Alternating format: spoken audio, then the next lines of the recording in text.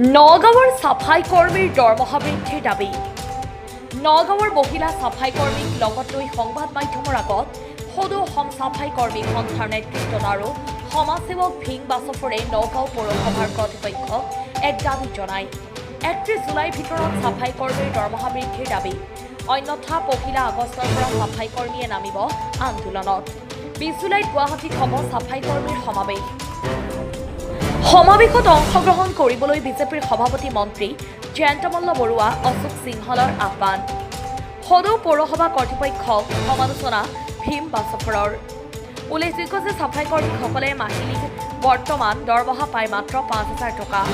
Video' journalist মৃণালৰ সহযোগত নগাঁৱৰ পৰা বিভূতি বৰাৰ প্ৰতিবেদন, বতদ্ৰা লাইভ।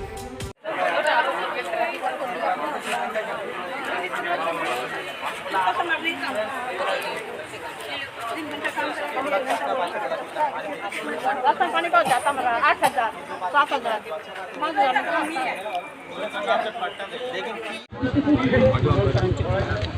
थोड़ा चुप रहे हाँ आवाज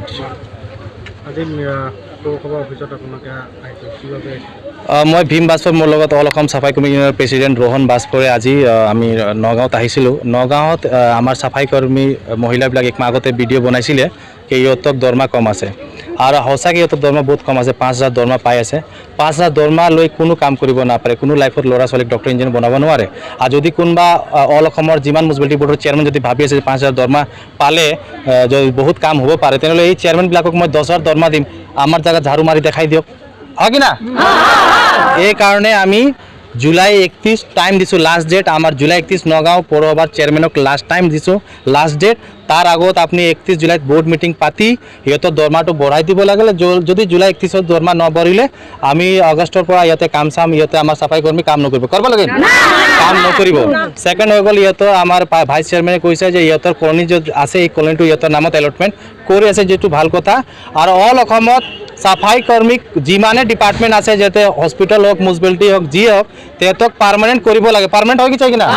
তো পাৰ্মানেণ্টৰ কাৰণে আমি 20 জুলাইত গুৱাহাটীত মিটিং পাতিছোঁ। আমাৰ অল অসমত 20 জুলাইত গুৱাহাটীত মিটিং হ'ব, যাতে অল অসমত যিমান চাফাই কৰ্মী সিহঁতক মাতা হৈছে, যাতে এইবিলাক কোনো আঁচনি স্কিম নাপায়, দৰমহা ভাল নাপায়।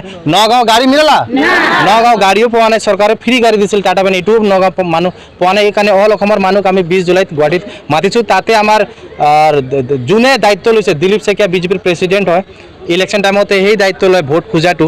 তো ইলেকশ্যন টাইমত আহিলে ভোট খুজিলে নহয়, ভোট খোজা হয় কামো কৰিব লাগে। এইকাৰণে 20 জুলাইত আমাৰ দিলীপ শইকীয়া ডাঙৰীয়া বিজেপি প্ৰেচিডেণ্ট, আপুনি কোনোবা মানুহ নহ'লে নিজে আহক আমাৰ ফিল্ডত।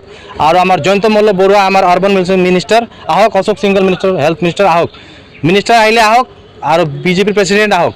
আর আমাক সিধা 20 জুলাইত কৈ দিয়ক আমার পার্মানেন্ট হব কি নহব, মাটি ঘর পাম কি না পাম, আঁচনি স্কিম পাম কি না পাম, একবারে ক্লিয়ার করে দিয়ক। যদি আমার এনেকা একো কৰিব নোৱাৰে ডাইরেক্ট খোলাখুলি কৈ দিয়ক, আমি নেক্সট টাইম ভোটে নিদিম, বেলেগ পার্টিক দিম, হয় কি না? আৰু আমি এইটো কোৱা যে পাৰ্মানেন্ট হ'বই লাগে, কিন্তু এটা সিদ্ধান্তটো ল'বই লাগে। আৰু যদি ভাবিছে কোনোবা যে 5,000 দৰমহা বহুত বেছি আছে, তেনেহ'লে যিমান আমাৰ অসমৰ মিনিষ্টাৰ আছে 5,000 দৰমহা মই দিম, মাহে মাহে 10,000 দিম, আমাৰ জেগাত ঝাৰু মাৰি দেখাই দিয়ক, এইটোৱে কম, ঠিক বা?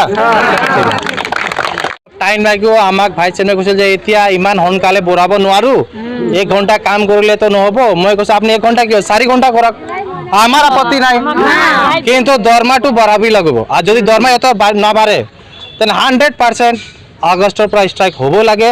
মই ষ্ট্ৰাইক নিদিওঁ, নিজে কাম নকৰিব। কিয় আমাৰ নগাঁও মিউনিচিপালিটি বৰ্ডৰ হিচাপত 1 ঘণ্টা মানুহ কামে নাহে, কামে নকৰে।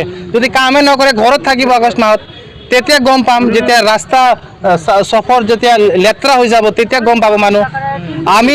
আমি চাফাই কৰ্মী খালি চাফাইয়ে কৰি থাকিম আৰু চেয়াৰমেনবিলাক এৱাৰ্ড লৈ থাকিব, দিল্লীত যায় চাফাই বেষ্ট এৱাৰ্ড, স্বচ্ছতা এৱাৰ্ড, এনেকুৱা নহ'ব না। আমাৰ অসম পুলিচ, আমাৰ এই এক্সিকিউটিভ অফিচাৰ চব পাৰ্মানেণ্ট চাকৰি পাইছে, কিন্তু চাফাই কৰ্মী খালি কণ্টেক্ট। আৰু আমি কণ্টেক্টতো কাম কৰিম আৰু ভাবিব যে আমাৰ ল'ৰা ছোৱালী ডক্টৰ ইঞ্জিনিয়াৰ হ'ব, ক'ত পৰা হ'ব? আমি যদি 5,000 দৰমহা ইহঁতক দিলে ইহঁতৰ ল'ৰা ছোৱালী ডক্টৰ ইঞ্জিনিয়াৰ হ'ব, কেতিয়াও হ'ব নোৱাৰে। 5,000ত কি হয়? 5,000 ইহঁতৰ ৰুম ভাড়াতে যায়। এইকাৰণে আমি কৈছোঁ, আমাৰ নগাঁও পৌৰসভাত কৈছোঁ যে ঘণ্টাৰ কথা নাই, 1 ঘণ্টা কিয় 4 ঘণ্টা কৰক, কিন্তু যি পাব লাগে দৰমহা দিব লাগে আৰু হিচাপততো পাৰ্মানেণ্ট হ'ব লাগে।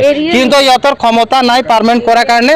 এইটো অসমৰ মুখ্যমন্ত্ৰী হা মিনিমাম লেবাৰেজ 10,500 হয়, এইটোও বহুত কম। আমাৰ তো ইচ্ছা আছে পাৰ্মানেন্ট হব লাগে, পাৰ্মানেন্ট হব লাগে, এইটোৱে ইচ্ছা আছে। কিন্তু চৰকাৰে এইটো লৈ যদি পলিটিক্স কৰি থাকে, কংগ্ৰেছো কাম কৰিব পৰা নাই, বিজেপিও কাম কৰিব পৰা নাই, তাহলে আর আমার জাতির মানুষ তো MLA মিনিস্টার টিকিট নিদে। আমার জাতির মানুষ যদি মিনিস্টার বানাই দিলে আমি একদিনত পার্মানেন্ট করে দেখা দিম খোঁজ যিমান চাফাই কর্মী আছে, কিন্তু আমাক তো কেতিয়াও নবনাব না, এইটোৱে কথা আছে।